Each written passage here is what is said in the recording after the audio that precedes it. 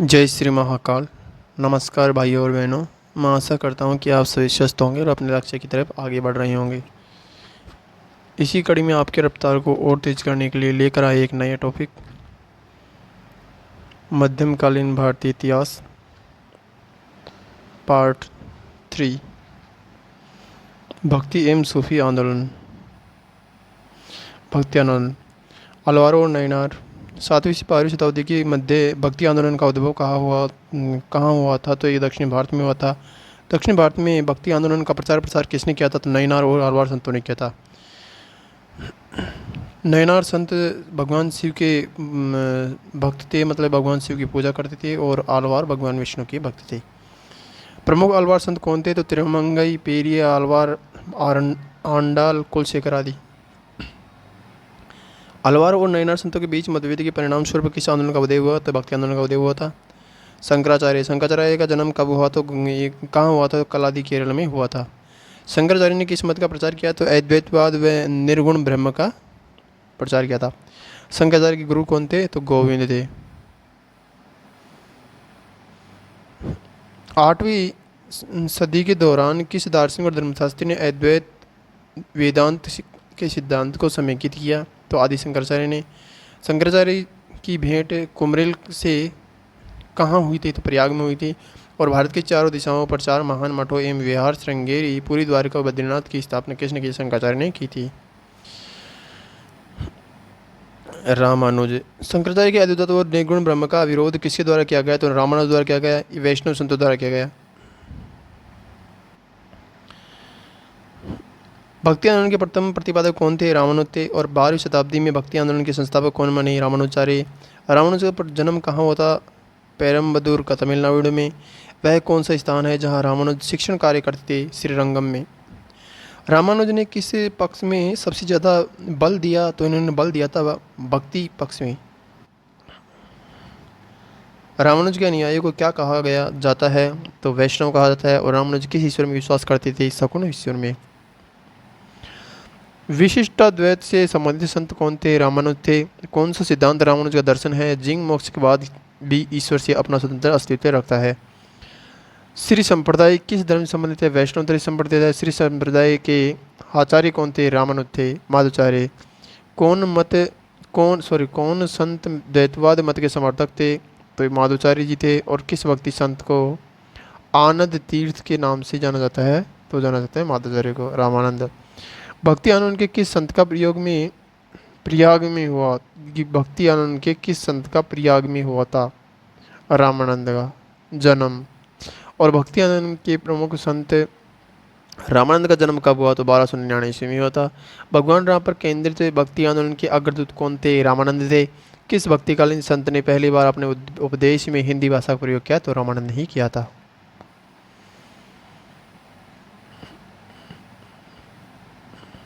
ईश्वर मनुष्य के गुणों को देखता है, उसकी जाति को नहीं। दूसरे संसार में कोई जाति नहीं। यह कथन किसका है? रामानंद का है। कोई व्यक्ति किसी व्यक्ति से उसका धर्म, संप्रदाय या जाति नहीं पूछे, ये कथन किसका है? तो ये कथन रामानंद का है।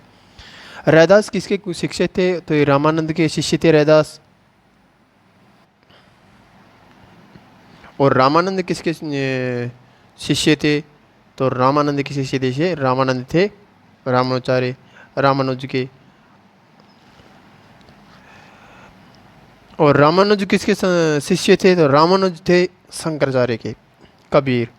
संत कबीर का जन्म कब हुआ? 1440 ईस्वी में हुआ। संत कबीर का जन्म कहाँ हुआ? तो वाराणसी में हुआ। संत कबीर प्रथम प्रतिपादक कौन थे? मतलब संत निर्गुण संत कौन थे? तो कबीर थे। भक्ति संतों में कौन एक सर्वाधिक आमूल सुधारवादी था? तो कबीर ही था। पान पूजे हरि मिले तो मैं पूजो पहाड़, यह कथन किसका है? तो निर्गुण संत जो भगवान को नहीं मानता था, उसने उसका है, कबीर का। कबीर एवं धर्मदास के मध्य संवादों के संकलन का शीर्षक क्या है? तो अमरमूल है। और बीज किसके द्वारा लिखा गया? तो कबीर द्वारा लिखा गया। कबीर की रचनाओं के विषय में सही कथन। कबीर पंथियों द्वारा रचित कबीर के पदों में सर्वाधिक श्रद्धेय संग्रह में बीजक है। तो आदि ग्रंथ में संग्रहित पंजाबी परंपरागत बजाय दादू पंथियों द्वारा पंचावनी कर रचित कबीर के पद अपेक्षाकृत कम प्रमाणिक है।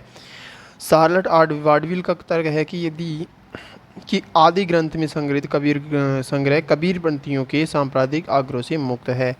डेविड लॉरेंजन का मानना है कि कबीर के सभी प्रमुख संग्रहों में अन्य स्रोतों से ली गई सामग्री के प्रक्षेप है। कबीर की मृत्यु कहाँ हुई थी? मगहर में हुई थी। और रैदास किसके शिष्य थे? रामानंद के थे। रैदास पेशे से क्या थे? तो रैदास पेशे से थे मोची। दादू की सागा के संत, निर्गुण सागा के संत। दादू का जन्म अहमदाबाद में हुआ था। निपंग संप्रदाय किस भक्ति से संबंधित है? तो ये दादू से संबंधित है। चैतन्य का जन्म हुआ था नदिया पश्चिम बंगाल। चैतन्य महाप्रभु नाम से जाता है। चैतन्य का वास्तविक नाम था निमाई या विश्वम्भरनाथ। चैतन्य ने किसकी भक्ति की शिक्षा दी थी? तो कृष्ण भगवान की भक्ति की शिक्षा दी थी इन्होंने। राधा एवं कृष्ण की भक्ति को लोकप्रिय बनाने वाले वैष्णव संत कौन थे? चैतन्य महाप्रभु थे। चैतन्य भक्ति के किस मार्ग का उपदेश दिया था? तो गान एवं नृत्य द्वारा भक्ति का। किस संत ने संकीर्तन एवं नगर कीर्तन के रूप में भक्ति गीतों को गाने की परंपरा प्रारंभ की? तो चैतन्य ने ही की थी। चैतन्य ने भक्ति आंदोलन में जो विशिष्टता जोड़ी वह क्या थी? तो कीर्तन पद्धति थी। और किस संत को उनके अनुयायी विष्णु भगवान कृष्ण का अवतार मानते हैं? तो चैतन्य को मानते हैं, इसलिए चैतन्य को कहा जाता है चैतन्य महाप्रभु। गौड़ीय संप्रदाय के प्रभु तो कौन थे? चैतन्य महाप्रभु थे। मथुरा के निकट वर्तमान वृंदावन की इस रूप में पहचान किसने की थी? तो इस रूप में पहचान की थी चैतन्य ने। कौन शासक बंगाल के महान वैष्णव संत चैतन्य का समकालीन था? अलाउद्दीन हुसैन शाह। और चैतन्य की मृत्यु कहाँ हुई थी? तो ये पूरी उड़ीसा में हुई थी। वल्लभाचार्य जी का जन्म कहाँ हुआ? वाराणसी में हुआ था। और किस वैष्णव संत का जन्म वाराणसी में हुआ? तो था वल्लभाचार्य जी। वल्लभाचार्य जी का वैष्णव धर्म किस शाखा से संबंधित है? वल्लभाचार्य जी है कृष्ण मार्ग की शाखा से। पुष्टि मार्ग संप्रदाय के संस्थापक कौन थे? वल्लभाचार्य जी थे। और संत संप्रदाय से संबंधित सत्य कथन, तो भक्ति संत वल्लभाचार्य जी ने शुद्ध द्वैत दर्शन का प्रतिपादन किया और उन्होंने व्यष्टि आत्मा को ब्रह्म से पूर्ण सदृश माना है और दोनों के बीच किसी विभेद को स्वीकृति नहीं दी। वल्लभाचार्य ने किसकी भक्ति का गान प्रचार कीर्तन द्वारा किया था? तो कृष्ण का। और किस भक्ति संत ने वेदांत सूत्र के संस्कृत में टीका लिखी थी? वल्लभाचार्य ने। रुद्र संप्रदाय के किस संत का निधन वाराणसी में हुआ? वल्लभाचार्य जी का। अष्टसाप के कवि किसके अनुयायी थे? वल्लभाचार्य के। वल्लभाचार्य के अनुयायियों ने 1862-63 में किसके विरुद्ध the Maharaj libel case fire किया था? तो ये क्या था? करसनदास मूल जी के विरुद्ध। मीराबाई एकमात्र राजस्थान की पहली महिला थी जिन्होंने भगवान कृष्ण को इतना ज़्यादा पूजा और भगवान कृष्ण के ऊपर अपना सारा जीवन न्यौछावर कर दिया। महान भक्त मीराबाई। भगवान कृष्ण ने मीराबाई के जहर के प्याले को भी अमृत में बदल दिया था। श्री कृष्ण भक्त मीराबाई किस क्षेत्र से संबंधित है? तो राजस्थान से। और मीराबाई किसकी पुत्री थी? मेड़ता के राजा रतन सिंह राठौड़ की पुत्री थी।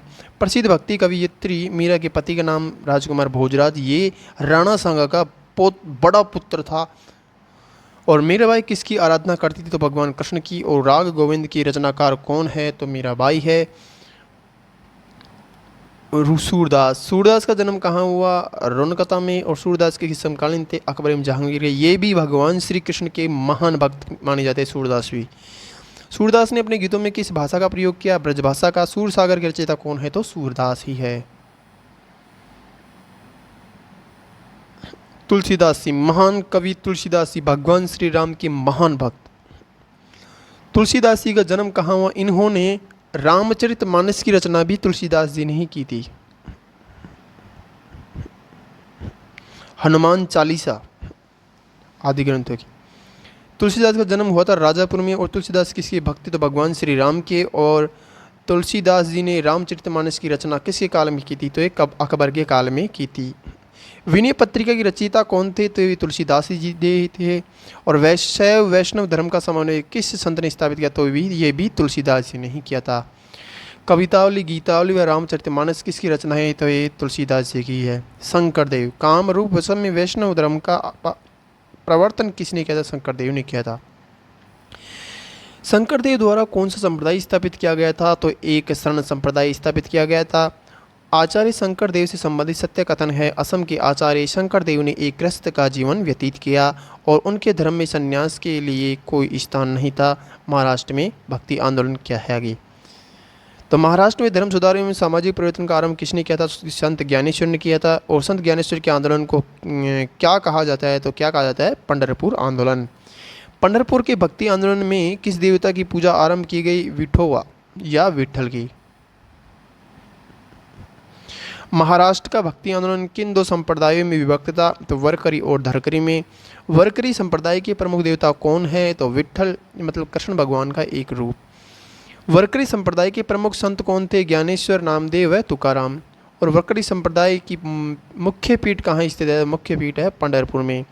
भगवत गीता की टीका भावार्थ दीपिका के लेखक कौन है? तो ज्ञानेश्वर जी है। संत नामदेव पेशे से क्या थे? तो दर्जी थे। और किस मध्यकालीन संत के उपदेश अभंग में संकलित है? तो नामदेव के हैं। वह हिंदू संत कौन थे जो भक्ति आंदोलन और महाराष्ट्र के वरकरी संप्रदाय से जुड़े? तो गोरा कुंभार। और भक्त तुकाराम किस मुगल सम्राट के समकालीन थे? तो जहांगीर के। सिख धर्म। गुरु नानक का जन्म कब हुआ था? तो गुरु नानक जी का जन्म हुआ था 1469 ईस्वी में। कौन सा स्थान गुरु नानक जी का जन्म स्थल है? तो तलवंडी है। तलवंडी कहाँ है? पाकिस्तान में है। गुरु नानक के पिता का नाम था मेहता कालूचंद। किसने अपने उद्देश्य में समाज एवं परिवार के लिए महिलाओं के महत्व को पहचाना था? गुरु नानक जी ने पहचाना था। गुरु नानक के विषय में सही कथन क्या है? गुरु नानक अफगानों द्वारा स्थापित राजनीतिक व प्रशासनिक व्यवस्था से विशेषतः पंजाब में पूर्णतः परिचित थे। उन्होंने बाबर की आक्रमणकारी सेना को पाप की बारात के रूप में देखा था और उनका विश्वास था कि ईश्वर की कोई जाति नहीं है, न ही ईश्वर ने जाति को कोई महत्व दिया है। बिल्कुल सही बात है। ईश्वर की कोई जाति नहीं है और न ही ईश्वर ने जाति को महत्व दिया है, बल्कि जाति को महत्व दिया है ब्राह्मण ग्रंथों ने। ब्राह्मण ग्रंथों की वजह से आज जातिवाद बढ़ रहा है। ईश्वर केवल मनुष्य के सद्गुण को पहचानता है तथा उसकी जाति नहीं पूछता है। आगामी दुनिया में कोई जाति नहीं होगी। यह सिद्धांत किस भक्ति संत का है? तो ये नानक जी का ही है। सूफीवाद के 10 अवस्थानों का वृत्तांत देने वाले 10 मुकामी शेख्ता की रचना किसने की? तो गुरु नानक जी ने की थी। आदि ग्रंथ का संकलन किसके काल में किया गया? तो गुरु अर्जुन देव के काल में किया गया। आदि ग्रंथ साहिब के विषय में सही कथन क्या है? तो इसका संकलन 17वीं शताब्दी के प्रथम दशक में हुआ था और इसमें कबीर के पद, इसमें बाबा फरीद की उक्तियाँ हैं। तरन तारन नामक नगर की स्थापना करने वाले सिख गुरु कौन थे? तो गुरु अर्जुन देव थे। हुजूर साहब का गुरुद्वारा किसकी याद में बना है? गुरु नानक की याद में। गुरु ग्रंथ साहिब अपने मौजूदा रूप में किसके द्वारा तैयार किया गया था? गुरु गोविंद सिंह द्वारा। गुरु गोविंद सिंह की प्रमुख कृतियाँ कौन सी है? चंडी चरित्र, विचित्र नाटक और जफरनामा। किस परंपरा के अनुसार किस सूफी संत को हर मंदिर की स्थापना का श्रेय दिया जाता है? मियाँ मीर को। ईसाई धर्म। क्राइस्ट का जन्म कहाँ हुआ था? बेथलेहम में। ईस्टर त्यौहार के पीछे ईसाई की क्या भावना है? इस दिन ईसा पुनर्जीवित हुए थे। कौन सा ईसाई संत पशु पक्षी से प्रेम के लिए विख्यात है? तो आईसी के संत फ्रांसिस है। और ईसाई का गुड फ्राइडे क्यों मनाया जाता है? तो ये ईसा मसीह को सूली पर चढ़ाया गया था इस दिन, इसलिए मनाया जाता है।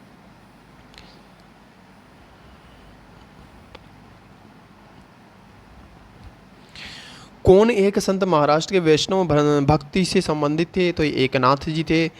भक्ति आंदोलन का मुख्य उद्देश्य क्या था? धार्मिक सहिष्णुता। उत्तर भारत का भक्ति आंदोलन किसकी भक्ति में इर्द गिर्द विकसित हुआ? तो राम भगवान और भगवान श्री कृष्ण के। किस ग्रंथ में सबसे पहले मध्यकालीन भक्तों का विवरण एक जगह मिलता है? तो भक्तमाल का। भक्ति आंदोलन के क्या प्रभाव थे? प्रांतीय भाषाओं का विकास, जाति प्रथा के बंधनों का ढीला होना और हिंदू धर्म में सुधार। भक्ति आंदोलन के परिणाम स्वरूप किस भाषा का विकास हुआ था? तो क्षेत्रीय भाषाओं का विकास हुआ था। भक्ति आंदोलन का प्रादुर्भाव कहाँ हुआ? तो दक्षिण भारत में हुआ था। और भक्ति संस्कृति का भारत में पुनर्जन्म कब हुआ? तो 15वीं और 16वीं शताब्दी में हुआ था। सभी भक्ति संतों के मध्य एक समान विशेषता क्या थी? तो अपनी वाणी को उसी भाषा में लिखा जिसे उनके भक्त समझते थे। श्री ग्रंथ साहिब में गुरुओं के उपदेश के साथ किन के भजन संकलित है? तो फरीद, कबीर, रैदास, धन्ना और सेना के। किस एक मध्ययुगीन भक्ति संत को बंगाल के राजा लक्ष्मण सेन ने अपने दरबार के 5 रत्नों में से एक के रूप में संरक्षण प्रदान किया था? तो ये थे जयदेव को। 15वीं और 16वीं शताब्दियों के भक्ति संतों द्वारा किन बातों पर जोर दिया गया था? तो जोर दिया गया था धार्मिक कर्मकांडों की निरर्थकता व निर्गुण ब्रह्म की अवधारणा पर। कालक्रम की दृष्टि से विद्वानों का सही क्रम है तो अलबरूनी, भास्कराचार्य जी, अमीर खुसरो और सूरदास जी। भक्तिकालीन सभी संतों का सामान्य लक्षण क्या था? तो जाति प्रथा को अस्वीकार करना। कालक्रम की दृष्टि से संतों का सही क्रम है कबीर, नानक, चैतन्य और तुलसीदास जी। भक्ति मार्ग के निर्गुण पंथ के प्रमुख सदस्य कौन थे? कबीर, नानक और रैदास जी। स्वयं को लीन करने का सिद्धांत किससे संबंधित है? निर्गुण भक्तों का। निर्गुण भक्त ऐसे होते थे जो भगवान को बिल्कुल नहीं मानते थे, भगवान के निराकार रूप का मानते थे, मतलब सगुण रूप को नहीं मानते थे। कबीर और नानक के संबंध में सही कथन है उनके विचार भक्ति तथा सूफी दोनों परंपराओं के से लिए गए थे। वे ग्रामीण जनता की भावनाओं की अभिव्यक्ति करते थे। उन्होंने हिंदू मुस्लिम एकता के लिए प्रभावशाली प्रयास किए।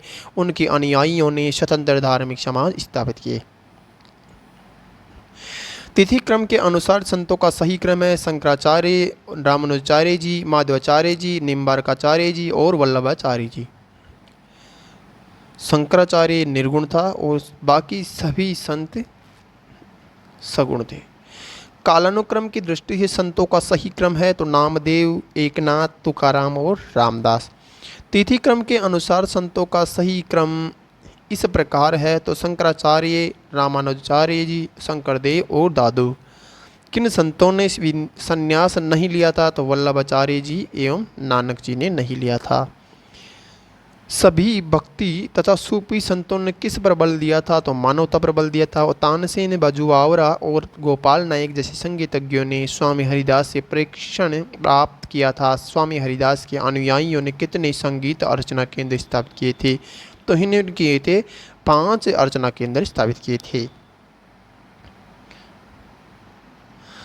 महाभारत व रामायण का बांग्ला भाषा में अनुवाद किसने करवाया था? तो नुसरत शाह ने करवाया था। पद्मावत के रचयिता कौन है? तो कौन थे ये? मलिक मोहम्मद चायसी। किस संत कवि ने निपक मतलब ये दादू दयाल संबंधित है, निपक अनुवादन किया था? रामायण महाकाव्य की रचना वाल्मीकि जी ने की थी। 10 बोध नामक पुस्तक किसने लिखी? रामदास जी ने लिखी थी। और भक्ति तथा सूफी संतों के बारे में सही कथन है वे धार्मिक सहिष्णुता चाहते थे। उन्हें हिंदू तथा मुस्लिम अनुगामी थे। उन्होंने स्त्री हितों को प्रोत्साहित किया। कौन महानुभाव संप्रदाय का संस्थापक था? तो चक्रधर था। मध्यकालीन भारत का वह कौन संत कवि था जिसने षड दर्शन के मूल्यों को अस्वीकार किया तथा निपक के मार्ग का अनुमोदन किया था? ये दादू दयाल ही था। 14वीं सदी की संत कवयित्री लल्ला देद की रचनाओं से किस नाम से जाना जाता है? तो जाना जाता है लल्ला देद की रचनाओं को जाना जाता है किसके नाम से? बाख नाम से। भक्ति आंदोलन के बारे में सही कथन है रामानंद ने अपनी पुस्तक आनंद भाष्य में शूद्रों के वेद पढ़ने के अधिकार को स्वीकार नहीं किया। ज्ञानेश्वर की भावार्थ दीपिका या ज्ञानेश्वरी भागवत गीता की मराठी में दी गई व्याख्या टीका है। और 17वीं सदी के एक सूफी ग्रंथ मिरात उल असरार में कबीर को एक फिरदौसी सूफी बताया गया है। भक्ति एवं सूफी संतों से संबंधित सत्य कथन है चैतन्य के अनुसार पूजा में प्रेम और भक्ति तथा गीत और नृत्य सम्मिलित है जो हर्षोन्माद की अवस्था प्रदान करते हैं जिसमें भगवान हरि की उपस्थिति को महसूस किया जा सकता है। अब्दुल वाहिद बिलग्रामी का हकीक ए हिंदी वैष्णव संतों की भक्ति गीतों का सूफियों पर प्रभाव दर्शाता है। भक्ति आंदोलन का सत्य कथन है मध्यकालीन भक्ति आंदोलन बौद्ध और जैन मत के मानने वालों को हिंदू धर्म से जोड़ने में सफल रहा और सांस्कृतिक समायोजन की प्रक्रिया में जनजाति के अनेक लोग हिंदू जाति प्रथा में सम्मिलित हो गए। महाभारत के फारसी अनुवाद के लिए मुल्ला अहमद को कश्मीर के किस सुल्तान ने अधिकृत किया? तो मुल्ला सुल्तान जैनुल आबदीन को। संत कवि मलुकदास कहाँ के निवासी थे? कड़ा के। संत घासीदास के पिताजी का नाम क्या था? महंगू। भक्ति संतों का सही कालानुक्रम क्या है? तो शंकराचार्य, रामाचार्य और चैतन्य। भगवान शिव की प्रतिष्ठा में कितने ज्योतिर्लिंग स्थापित है? तो 12वां ज्योतिर्लिंग। 12 मासा की रचना किसने की थी? मलिक मोहम्मद जायसी ने। किस वर्ष प्रसिद्ध सूफी संत हाजी वारिस अली शाह के मज़ार पर मेला कहाँ लगता है? देवा शरीफ में। बुद्ध और मीराबाई के जीवन प्रदर्शन में मुख्य साम्य क्या था? संसार दुखपूर्ण है। सूफी आंदोलन। इस्लाम में सूफी किसे कहा गया है? जो तत्सवुफ का अनुयायी हो और सभी से प्रेम करता हो। सूफी वाद के विषय में सही कथन है, वे परमात्मा में साक्षात्कार के लिए आतुर रहते थे। वे इस्लाम की मूल आत्मा में निवास करते थे, न कि उसके सैद्धांतिक आडंबरों में। वे अनुयायियों के आचरण को नियंत्रित करने के लिए गुरु की आवश्यकता को स्वीकारते थे। भारतीय दर्शन सूफीवाद में प्रभावित हुआ। सूफीवाद का क्या प्रभाव है? तो सूफीवाद का प्रभाव है रहस्यवाद। भारतीय चिंतन जगत में रहस्यवाद का प्रवेश किसका परिणाम है? तो इस्लाम का है। सूफीवाद का जन्म इस्लाम के अंतःस्थल में हुआ। यह किसने लिखा है? तो डॉक्टर यूसुफ हुसैन ने लिखा। और सूफी विचारधारा में तर्क ए दुनिया का क्या अर्थ है? विश्व का परित्याग। सूफी किस प्रकार के भक्त थे? सर्वेश्वरवादी थे। सूफी संतों ने सांस्कृतिक समन्वय में योगदान कैसे दिया था? जबान हिंदू को बढ़ाकर। अधिकतर मुस्लिम लेखक और कवि कौन थे? तो जिन्होंने हिंदी साहित्य को अपनी रचनाओं का द्वारा योगदान दिया था तो कौन थे? सूफी संत और सूफीवाद के अनुयायी। मध्यकालीन भारत में कलंदर कौन थे? घुमंतु दरवेश थे। और सूफी शब्दावली में विलायत का क्या अर्थ है? आध्यात्मिक क्षेत्र। खानकाह क्या है? सूफियों का निवास स्थान। किसने सूफी संप्रदाय में सर्वप्रथम फना शब्द का प्रयोग किया था? तो अबू यजीद ने किया था। मध्यकालीन भारत के धार्मिक इतिहास के संदर्भ में सूफी संत किस तरह के आचरण का निर्वहन करते थे? तो ध्यान साधना और श्वास नियमन, एकांत में कठोर यौगिक व्यायाम, श्रोताओं में आध्यात्मिक हर्षोन्माद उत्पन्न करने के लिए पवित्र गीतों का गायन। फवायद उल फुहाद, खैर उल मजालिस और सरूर उस सुदूर क्या है? तो सूफियों के सवादों की संकलन। लाहौर में सूफी मत का प्रचार किसने किया था? अबुल हसन हुजवेरी ने, और इसको कहते हैं अली हुजवेरी। गजनवी काल में कौन सा स्थान सूफी केंद्र के रूप में स्थापित हो चुका था? तो लाहौर हो चुका था। कौन सूफी संत हजरत दातागंज के नाम से प्रसिद्ध था? अबुल हसन हुजवेरी या अली हुजवेरी। कस्बुल महजूब नामक ग्रंथ का प्रतिपादन किसने किया था? अबुल हसन हुजवेरी ने किया था। और कस्बुल महजूब नामक पुस्तक फारसी भाषा में लाहौर में सूफी के बारे में किसके द्वारा रची गई? तो अली हुजवेरी के द्वारा रची गई। किसने समुद्री मार्ग से यात्रा कर भारत में सूफी मत का प्रचार किया था? तो 10वीं सदी में अल-मंसूर ने किया था। किस सूफी संत को अलग कहा जाता है? तो अब्दुल कद्दूस गंगोही कहा जाता है। और किस सूफी संत ने अपने रुश्दनामा में श्री गोरख, अलख निरंजन और ओंकार का जिक्र किया? तो शेख अब्दुल कद्दूस गंगोही। योग कलंदर नामक इस पुस्तक की रचना किसने की थी? सैयद मुर्तज़ा ने। किस ग्रंथ में हिंदुस्तान की सूफी संतों का जीवन वृत्तांत दिया गया है, जिसके रचयिता ने जहांगीर से भेंट किया था? तो अखबार उल अखियार। सूफी संतों या सूफी संत के मकबरों को क्या कहा जाता था? तो दरगाह चिश्ती संप्रदाय। अबुल फजल ने कितने सूफी सिलसिला का उल्लेख किया था? 14 सिलसिला का उल्लेख किया था। भारत का प्राचीनतम सूफी सिलसिला कौन है? तो चिश्ती सिलसिला। सूफी संत में चिश्ती सिंह शाखा का संस्थापक कौन था? ख्वाजा अबू दलाल। भारत में चिश्ती संप्रदाय का प्रवर्तक कौन था? ख्वाजा मुइनुद्दीन चिश्ती। भारत में सूफियों की चिश्ती धर्म संघ का प्रवर्तक और सर्वप्रमुख व्यक्ति कौन था? ख्वाजा मुइनुद्दीन चिश्ती। ख्वाजा मुइनुद्दीन चिश्ती किसके शिष्य थे? ख्वाजा उस्मान हारून के। और ख्वाजा मुइनुद्दीन चिश्ती किसके साथ भारत आए थे? मोहम्मद गोरी की।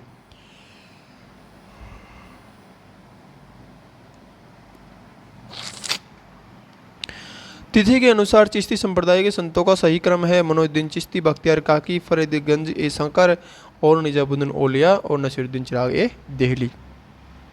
वे चिश्ती संत कौन थे जिनके प्रति शिहाबुद्दीन गोरी बहुत अनुकूल था? तो ख्वाजा मुइनुद्दीन चिश्ती। सूफी संतों में से कौन एक सर्वप्रथम अजमेर में बस गए? तो ये कौन थे? शेख मुइनुद्दीन चिश्ती। अजमेर में उर्स महोत्सव किस सूफी संत की पुण्यतिथि के रूप में मनाया जाता है? तो ख्वाजा मुइनुद्दीन चिश्ती की पुण्यतिथि के रूप में मनाया जाता है। ख्वाजा मुइनुद्दीन चिश्ती की मृत्यु कब हुई? 1237 ईस्वी में। ये किसके साथ में भारत आया था? ये आया था मोहम्मद गोरी के साथ में। किस सूफी संत की मान्यता थी कि भक्ति संगीत ईश्वर के निकट पहुंचने का एक साधन है? तो मुइनुद्दीन चिश्ती का। और चिश्ती संतों का के विषय में सही है, अद्वैत का प्रचार करते हैं थे, संगीत के आध्यात्मिक मूल्य में विश्वास करते थे, व्यक्तिगत संपत्ति का विरोध करते थे और सांसारिक को तुच्छ समझते थे, धन संपत्ति एवं सुल्तानों को तुच्छ समझते थे। चिश्ती संत सूफी संतों के संदर्भ में सत्य कथन है। चिश्ती संप्रदाय के सूफी संत अपने को राजाओं, कुलीनों एवं धनवानों से संबंध नहीं रखते थे। वे धन एवं शक्ति से घृणा करते थे और धनवान को तुच्छ समझते थे।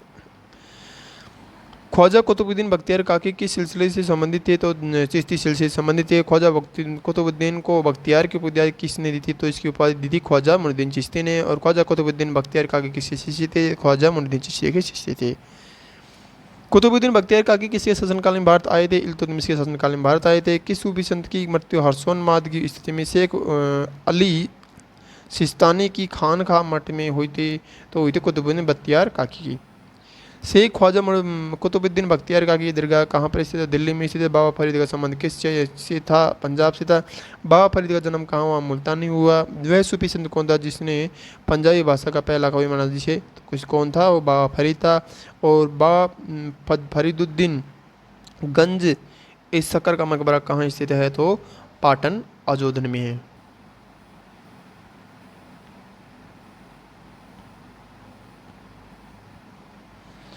किस सिलसिले से निजामुद्दीन औलिया संबंधित है? चिश्ती सिलसिले से संबंधित है। शेख निजामुद्दीन औलिया का जन्म कहाँ हुआ था? बदायूं में हुआ था। किस सूफी संत ने 7 सुल्तानों का राज्य देखा था? शेख निजामुद्दीन औलिया ने। शेख फरीद का सर्वाधिक ख्याति लब्ध शिष्य कौन थे? तो ये था जिसने दिल्ली की 7 सुल्तानों का शासन किया था। कौन था? निजामुद्दीन औलिया। 7 सुल्तानों का शासन देखा था इसने दिल्ली की। किस सुल्तान और इसका शिष्य था निजामुद्दीन औलिया का अमीर खुसरो। किस सुल्तान ने से निजामुद्दीन औलिया ने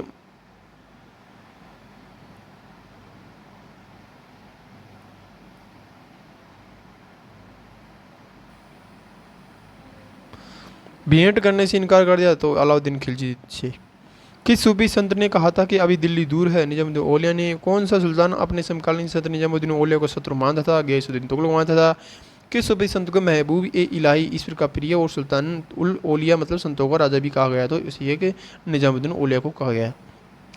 महबूब ए इलाही किसकी उपाधि थी? निजामुद्दीन औलिया की थी। किस सूफी संत ने योग क्रिया को अपनाया और सिद्ध कहलाए? तो निजामुद्दीन औलिया। और कवायद उल कुआद की विशेष सामग्री किससे संबंधित है? शेख निजामुद्दीन औलिया से। अमीर असर अल सिज्जी द्वारा संकलित कृति फवायद उल फुहाद में किसके डूइंग्स एंड सेइंग्स कार्य एवं कथनों का अभिलेख है? तो शेख निजामुद्दीन औलिया की। फवायद उल फवाद नामक पुस्तक की शेख निजामुद्दीन औलिया का बातचीत का विवरण इसका संकलन किसने किया था? तो अमीर हसन सिज्जी ने। सूफी संत निजामुद्दीन औलिया की मज़ार कहाँ पर स्थित है? दिल्ली में। निजामुद्दीन औलिया और नसीरुद्दीन चिराग कौन थे? चिश्ती संत थे। शेख नसीरुद्दीन चिराग दिल्ली किसका शिष्य था? तो शेख निजामुद्दीन औलिया का। कौन प्रसिद्ध सूफी संत अवध में पैदा हुए थे? तो अवध में जो अवध में पैदा हुए थे वो कौन थे? नासिरुद्दीन महबूब चिराग ये दिल्ली। चिश्तिया संप्रदाय के सूफी संतों में से किस एक को चिराग ए देहलवी कहा जाता था? तो कहा जाता किसको? शेख हुए नासिरुद्दीन को। अमीर खुसरो किसके शिष्य थे? निजामुद्दीन औलिया के। और किस सूफी ने भारत को पृथ्वी का स्वर्ग कहा था? अमीर खुसरो ने। सूफियों में से किसी तर्क अल्लाह की पदवी दी गई है? तो ये अमीर खुसरो को। कौन प्रसिद्ध चिश्ती संत था जिसका मकबरा फतेहपुर सीकरी में निर्मित किया गया था? शेख सलीम चिश्ती था। और प्रसिद्ध संत सलीम चिश्ती कहाँ रहते थे? फतेहपुर सीकरी में। किस सूफी संत को शेख उल हिंद की पदवी प्रदान की गई? शेख सलीम चिश्ती को। कालक्रम की दृष्टि से सूफी संतों का क्रम सही है? तो मोइनुद्दीन चिश्ती, निजामुद्दीन औलिया और गयासुद्दीन सलीम चिश्ती। किस संत ने दक्कन में चिश्ती सिलसिला को प्रसिद्धि दिलाई थी? गयासुद्दीन ने। अजमेर में ख्वाजा मोइनुद्दीन चिश्ती की दरगाह पर नज़र भेजने वाले या भेंट भेजने वाले प्रथम मराठा सरदार कौन थे? तो राजा साहू शिवाजी के पौत्र थे।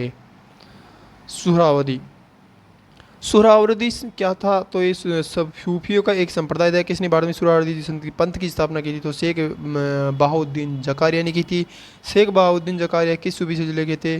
तो सुहरावर्दी सिलसिले के थे। किस सूफी संत को जहानिया जहांगस्त की उपाधि मिली थी? सैयद जलालुद्दीन को।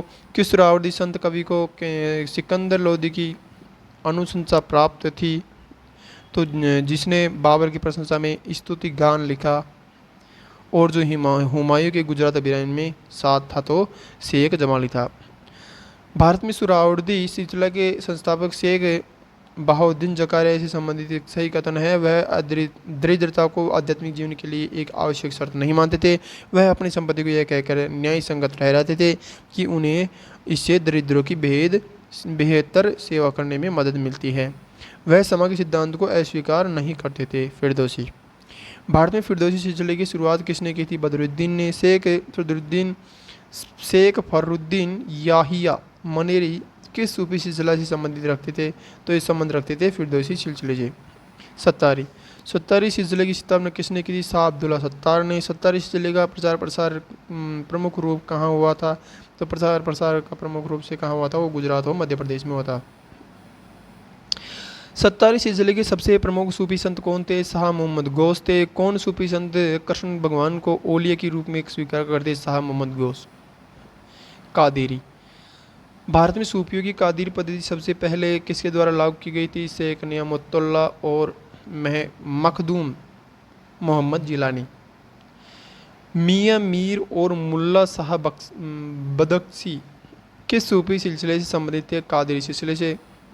किस सूफी संत को पीराने पीर संतों का प्रधान महबूब ए सुबहानी पीर ए दस्तगीर मदद करने वाला संत कहा है?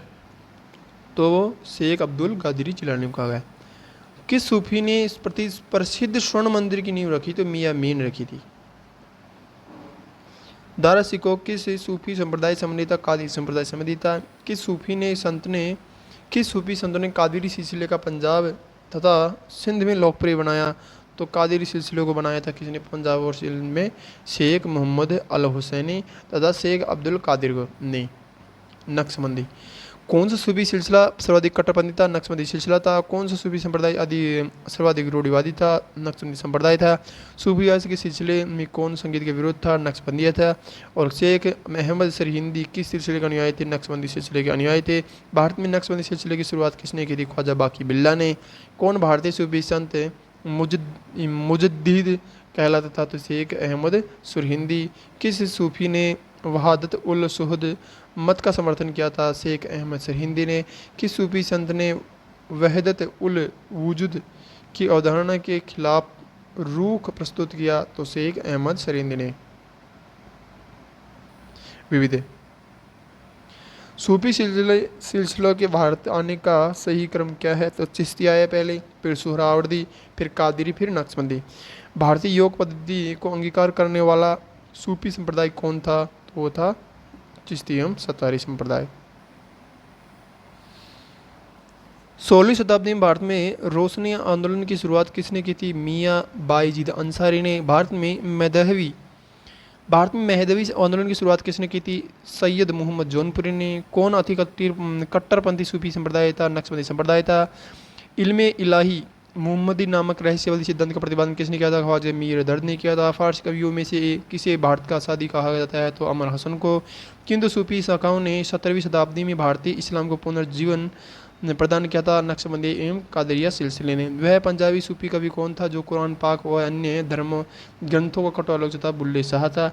अमृत कुंड जिसमें स्वास्थ्य के लिए विभिन्न प्रकार के अध्यायों और प्रयोगों का वर्णन किया गया था, को फारसी में किस नाम से अनुमोदित किया गया? तो अनुदित किया गया खोज उल हयात नाम से।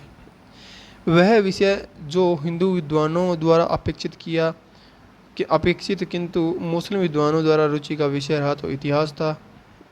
और सूफी संतों में से कौन मुजद्दिद के नाम से जाना जाता है? तो शेख अहमद फारूक सरहिंदी। कलीला व दिमना नामक पुस्तक किससे संबंधित है? हिंदू दर्शन पद्धति से। किस सूफी संत ने चिंतामणि भट्ट की सख्त सप्तति तूतीनामा नामक फारसी कृति में अनुवाद किया? तो ख्वाजा जियाउद्दीन नक्शवी ने। किस सूफी ने लल देद को अपना आध्यात्मिक गुरु स्वीकार किया था? शेख नूर उद्दीन ने। और किसने कश्मीर में सूफियों के ऋषि सिलसिले की स्थापना की थी? शेख नसरुद्दीन ने। राजकीय मुकुट का प्रत्येक मोती गरीब किसान की अश्रुपूरित आंखों से गिरी हुई रक्त की घनीभूत बूंद है। दिल्ली सल्तनत काल में भारतीय किसानों को गरीबी पर यह टिप्पणी किसने की थी? अमीर खुसरो ने। सूफी संगीत के संदर्भ में सत्य कथन क्या है? तो है मध्यकाल में संगीत पर संस्कृत में लिखी गई अनेक पुस्तकों का फारसी में अनुवाद किया गया था और आरंभिक चिश्ती सूफी संत संगीत सभाओं जिन्हें समा कहा जाता था की शौकीन थे। पृथ्वीराज चौहान एवं गयासुद्दीन के संदर्भ में सत्य कथन है तो पृथ्वीराज चौहान ख्वाजा मोइनुद्दीन चिश्ती के समकालीन थे और गयासुद्दीन तुगलक शेख निजामुद्दीन औलिया के समकालीन थे। मुस्लिम आबाद साहित्य के संदर्भ में सत्य कथन है। मुस्लिम राजनीतिक चिंतन को आदाब साहित्य ने भी स्वरूप प्रदान किया था। आदाब साहित्य कुछ हद तक पंचदशी से प्रभावित था जिसने इब्न अल मुकफ्फा के अनुवाद कलीला व दिमना से अरबी साहित्य का परिचय हो चुका था।